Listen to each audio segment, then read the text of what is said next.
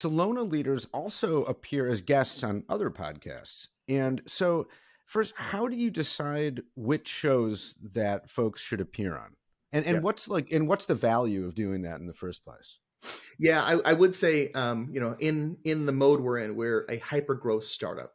In the last 2 years, we've grown from, our 2.5 years, I guess, almost three, four founders to just under 100 people, right? So, and we're, Mm, continue to grow very fast. So the reason why I tell you this is that there was a time, especially in the last year, where there wasn't a microphone, a stage, or a program we wouldn't seriously consider yeah. because we needed to get our message out. And any platform, well, within reason, that we felt was going to reach our market, we would take an opportunity to look at very seriously, if not participate.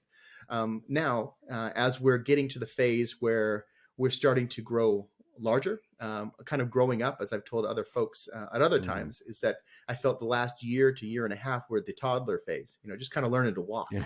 Trying to figure out, how the world works in this new space. And now we transition into a teenage phase where it's an awkward phase, but you start defining who you are as a company. Hmm. Where do we fit in this world? What is my motivation? Right? All these things that you're trying to figure out as a teenager. It is awkward, but it's a fun period. You start learning new Yeah. things and trying new things.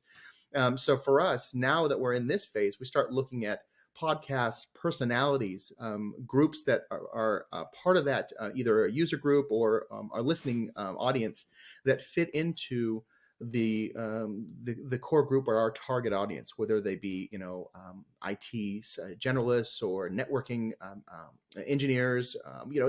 It's really there's a subset. Of course, you have your C-suite, but for us, the sweet spot has been traditionally in that networking IT space in the organization. So when we look at these podcasts, we look at how are you reaching this audience? Are you engaging this audience? If you were to ask this group, what are the podcasts that they listen to? Would they tell you these top five? Or they knew Hmm. of it, even if they're not listening regularly, are they aware of it? That helps us. And then also, of course, how much does it cost? Right? We all know that some Right. podcasts are astronomically expensive, and I can think of two of them in particular right now that I'd love to have regular participation, regular shows with these podcasts, but my budget does not always allow that. Yeah. So looking at that, the audience, the value, the personality, the person who, and I think yourself being an example of this, you have personalities that are able to bring out conversations, that are able to highlight the strengths and also subtly avoid some of the weaknesses that we're just not ready to talk about yet, in Yeah. a way that makes it a value add for everybody. So now we're much more selective about finding that right podcast for us. We do much more of our homework, and then Hmm. make sure that it's a win-win for everybody. The yourself, Hmm. for example, you want to walk away with a show or a program or an episode that you're proud of, that stands on its own legs, that you can say, listen, this is part of what I do. It represents me. It represents this company. We want to make sure there's a win-win when people walk away from a podcast we participate in.